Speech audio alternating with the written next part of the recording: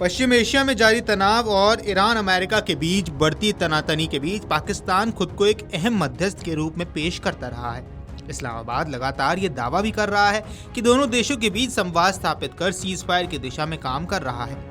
हाल ही में Donald Trump के विशेष दूत स्टीव विटकॉफ ने भी अमेरिकी प्रशासन की ओर से ये पुष्टि की थी कि पाकिस्तान इस बातचीत में एक सक्रिय मध्यस्थ की भूमिका निभा रहा है।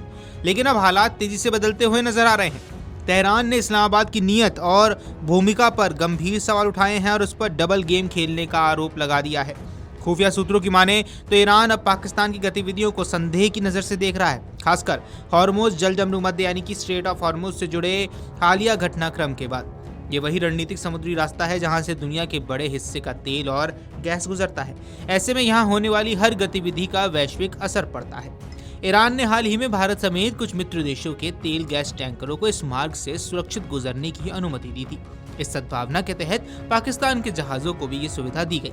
लेकिन विवाद तब खड़ा हो गया जब पाकिस्तान पर यह आरोप लगा कि उसने अमेरिकी दबाव में आकर 10 अमेरिकी जहाजों को अपने झंडे के तहत इस जल डमरूमध्य से गुजरने में मदद की।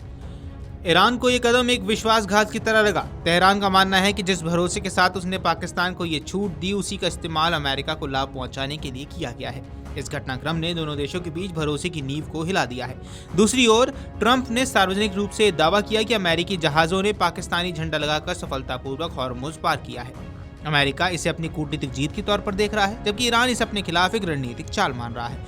खुफिया रिपोर्ट्स अब ये संकेत देती हैं कि पाकिस्तान द्वारा किए गए सहयोग का अंतिम लाभ अमेरिका को मिला, जिससे तेहरान की नाराजगी और ज्यादा बढ़ गई है। ईरान के सत्ता प्रतिष्ठान के भीतर इस घटना को रेड लाइन के उल्लंघन के रूप में देखा जा रहा है, यानी एक ऐसी सीमा जिसे पार करना रिश्तों में गंभीर दरार पैदा कर सकता है। तेहरान के लिए यह सिर्फ एक सामरिक मुद्दा नहीं बल्कि भरोसे और वफादारी से जुड़ा सवाल बन गया है। कुछ विश्लेषकों का मानना है कि इस घटना को अन्य मुस्लिम देशों द्वारा भी ईरान के खिलाफ एक अप्रत्यक्ष कदम के रूप में देखा जा सकता है, जिससे क्षेत्रीय समीकरण और ज्यादा जटिल हो सकते हैं। इस पूरे घटनाक्रम पर एक बड़ा असर पाकिस्तान की मध्यस्थता की विश्वसनीयता पर भी पड़ा है। हाल ही में पाकिस्तान ने दावा किया कि उसने अमेरिका और ईरान के बीच 15 बिंदुओं वाला एक शांति प्रस्ताव पहुंचाया है, लेकिन ईरान ने इस पहल को सार्वजनिक रूप से खारिज कर दिया। तेहरान अब इस मध्यस्थता को तटस्थ प्रयास नहीं बल्कि अमेरिकी हितों से प्रेरित कदम के रूप में भी देख रहा है। अब यहाँ विश्लेषकों की मान ले तो पाकिस्तान इस समय एक कठिन कूटनीतिक संतुलन साधने की कोशिश कर रहा है। वो ईरान के साथ अपने पारंपरिक रिश्तों को बनाए रखना चाहता है, तो दूसरी ओर अमेरिका और खाड़ी देशों के साथ भी अपने रणनीतिक और आर्थिक संबंधों को मजबूत रखना चाहता है। लेकिन ये संतुलन अब असंतुलन में बदलता हुआ नजर आ रहा है। पाकिस्तान की नीतियां अब एक तरफा झुकाव की ओर संकेत कर रही हैं, जिससे उसकी अंतर्राष्ट्रीय साख को नुकसान पहुंच सकती है। कुल मिलाकर ये पूरा घटनाक्रम न सिर्फ ईरान पाकिस्तान संबंधों में दरार का संकेत है, बल्कि पश्चिम एशिया की कूटनीतिक तस्वीर को भी जटिल बना रहा है। एक तरफ अमेरिका अपने हितों को साधने में जुटा है, वहीं दूसरी तरफ क्षेत्रीय शक्तियां अपने समीकरणों को साधने की कोशिश कर रही हैं। ऐसे में पाकिस्तान की भूमिका और उसकी विश्वसनीयता आने वाले समय में अंतर्राष्ट्रीय राजनीति में एक महत्वपूर्ण मुद्दा भी बन सकती है। Video desk अमरुजारा.com।